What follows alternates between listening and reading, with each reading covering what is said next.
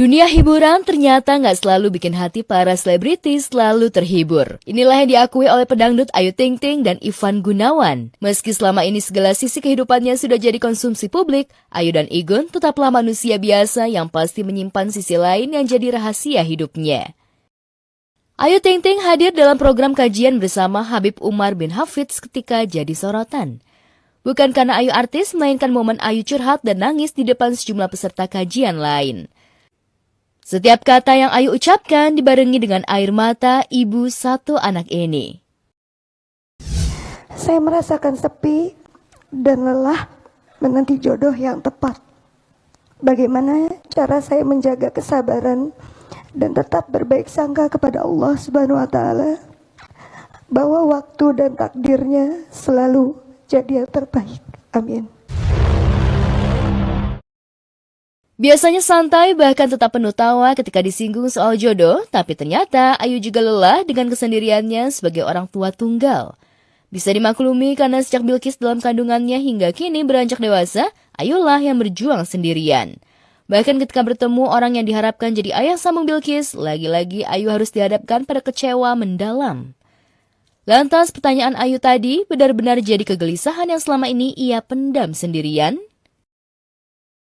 Semoga apa yang didoakan Habib Umar buat kita semua Allah jabah semua. Siapa yang singgung karma, siapa yang memantik luka lama. Baru saja reda isu Taki Malik, mantan suami Salma Vina reda, belum lama ini nama Salma Vina kembali terseret sampai bikin sang ayah Sunan Kalijaga dan istri kembali emosi.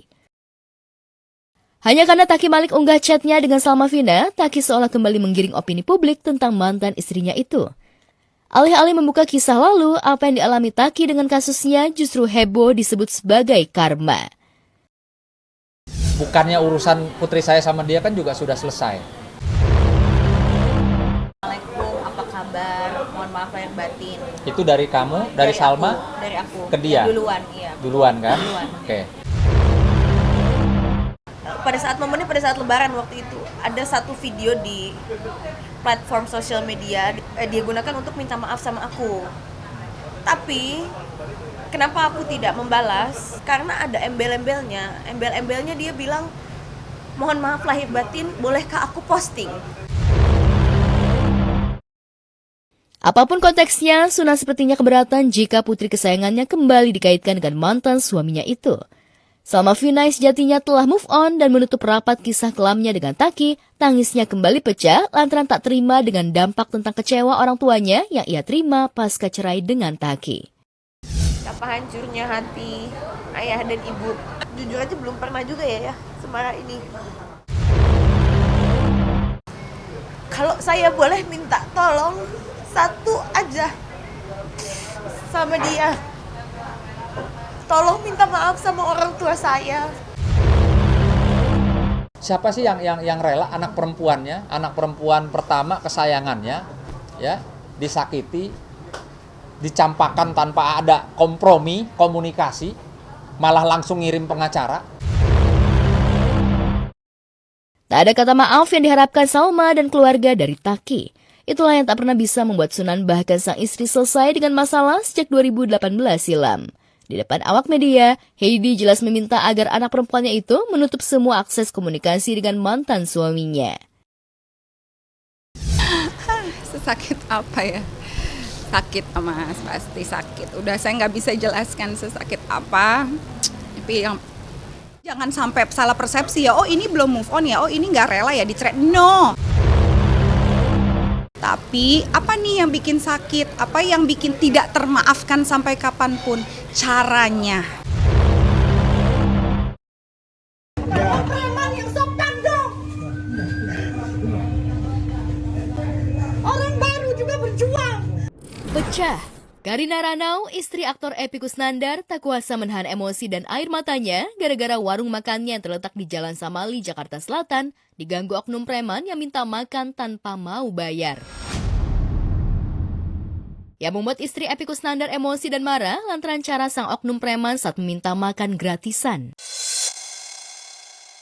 Abang caranya yang sopan tadi bang.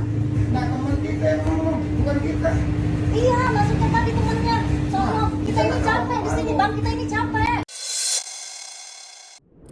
Benar saja, setelah videonya viral, aparat berwenang pun segera turun tangan menyelesaikan masalah dugaan aksi premanisme yang terjadi di warung makan Epi Kusnandar. Kami dari Polsek Pancoran, saya Panit Reskrim, berikut Bimas, berikut ada juga Ibu Ana dari Kelurahan, berikut ada Pak Ketua RT 4 RW 4. Tadi sudah bertemu langsung dengan Kang Epi maupun istrinya untuk mengetahui gimana sih duduk permasalahannya.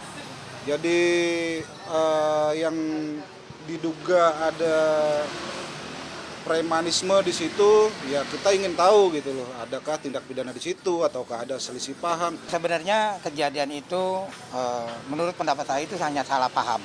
Salah pahamnya nggak ada kronologis premanisme, itu nggak ada. Tadi pagi kebetulan yang bersangkutan juga sudah datang ke rumah saya bersama orang tuanya langsung, dan akhirnya saya sudah arahkan untuk minta maaf langsung ke Bu Karina ya, istrinya Kang Epi Kusnandar. Artinya sudah clear lah sebenarnya. Bukan ormas tertentu. Oh, bukan.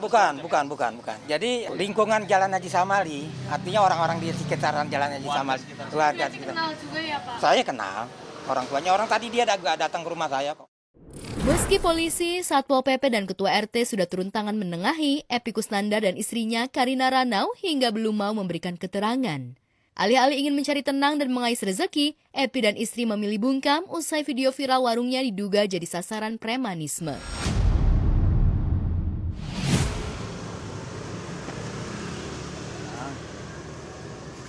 Jadi gini, Gimana? ini saya mewakili Pak RT juga akan menjelaskan ya, tapi nanti mungkin tepatnya di kemudiannya beliau ada semacam saung kelapa ya. Kita pakai kelapa di sana.